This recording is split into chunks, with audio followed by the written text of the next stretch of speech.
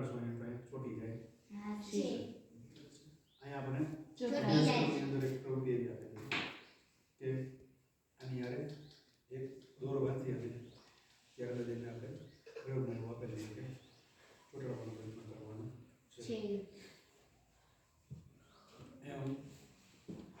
અહીંયા રાખીને ચોટાડવાનો પ્રયત્ન વસ્તુ તો પણ ટેસ્ટ હોવા છતાં ચોટી જાય છે છે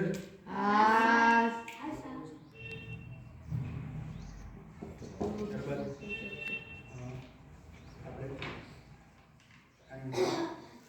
આપણે જાણીએ છીએ કે ચુંબકને બે ધ્રુવો હોય છે એક ઉત્તર અને બીજું દક્ષિણ હવે એના માટે મારી પાસે નાનું એવું હોકા યંત્ર છે આ હોકા યંત્રની અંદર દિશા માટે સોયાકાર ચુંબક વાપરવામાં આવી છે જો કયું ચુંબક છે સોયાકાર હવે એનો હું મૂકીશ અહીંયા બરાબર છે એટલે મને આ ચુંબક છે એ n અને s દિશામાં સ્થિર થશે ગમે તે વખતે મૂકીશ ઉત્તર દક્ષિણ દિશામાં સ્થિર થાય છે એના માટે આપણે અહીંયા આ પ્રયોગ કરેલ છે જેની અંદર હું આ બે છે બરોબર એને મુક્ત રીતે કરીને મૂકી દઉં છું બરોબર છે એની મેળે જ એ થોડાક સમયની અંદર જ ઉત્તર અને દક્ષિણ દિશામાં સ્થિર થઈ જાય છે એના વિશે આપણે પ્રવૃત્તિ કરીશું અહીંયા આપણી પાસે આ બે ચુંબક છે બે ચુંબકમાંથી બરોબર છે આપણે કોઈ પણ ચુંબક માટે પ્રયોગ કરીએ કે એનું ચુંબકમાં સૌથી વધારે ક્યાં હશે બરોબર કઈ એવી જગ્યા છે કે જેનું ચુંબકમાં સૌથી વધુ હોય છે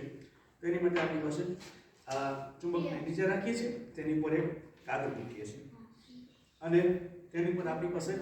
આયર્ન બરોબર છે પાવડર છે આયર્ન મેટલ પાવડર આ લોખંડનો ભૂકો છે આ ભૂકાનો ઉપયોગ કરીને એની પર કાંઈ એ ભૂકો છે એ છાંટ્યા છે ઉભરાવશું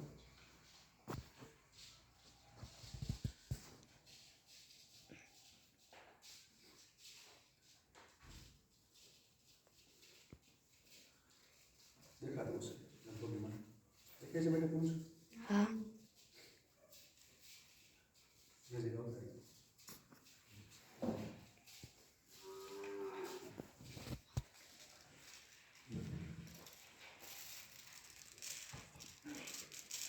અહીંયા આપણને માલુમ થાય છે કે એની બધું જ જે ચુંબકત્વ છે એ તેમના છેડા ઉપર એટલે કે ધ્રુવ પાસે વધારે છે એટલા માટે અહીંયા ધ્રુવ પ્રદેશનો જે વિસ્તાર છે ત્યાં ચુંબકમાં કેવું જોવા મળે છે વધારે જોવા મળે છે બરાબર છે એટલે અહીંયા જે ચુંબક છે એકદમ સ્ટ્રોંગ હશે આ જે ધ્રુવ પ્રદેશનો વિસ્તાર છે ત્યાં ચુંબકત્વ સૌથી વધુ જોવા મળે છે આકૃતિ દ્વારા આપણે સમજી શકીએ છીએ કે ચુંબકનું ચુંબકત્વ છે એ તેના ધ્રુવ પ્રદેશ પાસે સૌથી વધુ હોય છે ત્યારબાદ જે જોવાની વાત છે આપણે એ કે જ્યારે આપણે ચુંબકના બે છેડાઓ એમાં એક છે m ધ્રુવ એક છે s એટલે કે એક ઉત્તર અને એક દક્ષિણ ધ્રુવ માટે અંગ્રેજીમાં શબ્દ છે pole pole p o l e pole ગુજરાતીમાં આપણે એમ કહી શકીએ કે ઉત્તર ધ્રુવ દક્ષિણ ધ્રુવ અંગ્રેજીમાં north pole and south pole તો આપણે એના વિશે અભ્યાસ કરીએ તો આ માટે મારી પાસે આ ચુંબક છે એનો ઉપયોગ આપણે કરશું એ પહેલા આ ભૂકાનો આપણે પુનઃ ઉપયોગ કરી શકીએ એટલા માટે આની અંદર આપણે સાચવીને રાખીએ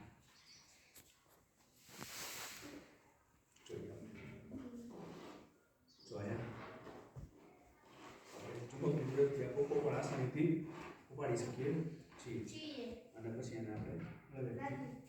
આમાં ભરી નાખશું ચાલો હવે અહીંયા આ પ્રવૃત્તિ માટે હું આ બંને ચુંબક છે બરોબર છે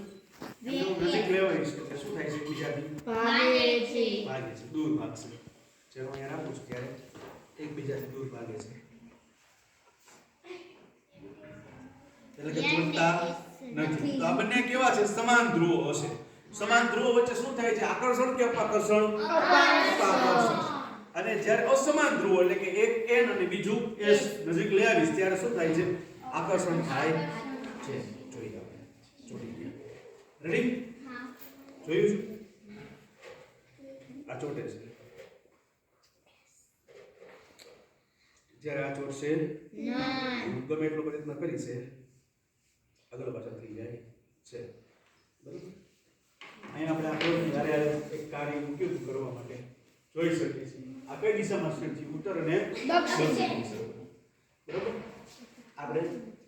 આજે અભ્યાસ કર્યો હોય બરોબર, ચુંબકના વિવિધ પ્રયોગો વિશે અભ્યાસ કર્યો બરાબર છે. હવે આપણી પ્રવૃત્તિ આજની શું છે કે તમને ક્યાંયથી પણ તમારી રીતે ચુંબક મળે તો તમારે ચુંબક લઈ અને ધૂળમાં ઘસવાનું, ફેરવવાનું છે અને જોવાનું છે કે ધૂળમાં ચુંબકને ફેરવતા શું થાય છે, ચોટે છે કે નથી ચોટતા, એ તમારે અભ્યાસ કરવાનો. સરસ, આપણે પ્રશ્નો કરી લઈએ. ચુંબકને કેટલા ધ્રુવ હોય છે? 2. ચુંબક હંમેશા કઈ દિશામાં સ્થિર થાય છે? સરસ. ચુંબકને મુક્ત રીતે લટકાવતા કઈ દિશામાં સ્થિર થાય છે? સમાન ધ્રુવને બાજુમાં લઈ આવતા શું થાય છે? દૂર ભાગે છે. શબ્દ શું એને માટે છે? અપાકર્ષે છે. અને અસમાન ધ્રુવોને એટલે કે એકબીજા સરખા ધ્રુવોને બાજુમાં. ખૂબ સરસ. ચાલો આજનું લેસનમાં સ્વાધ્યાય નંબર 1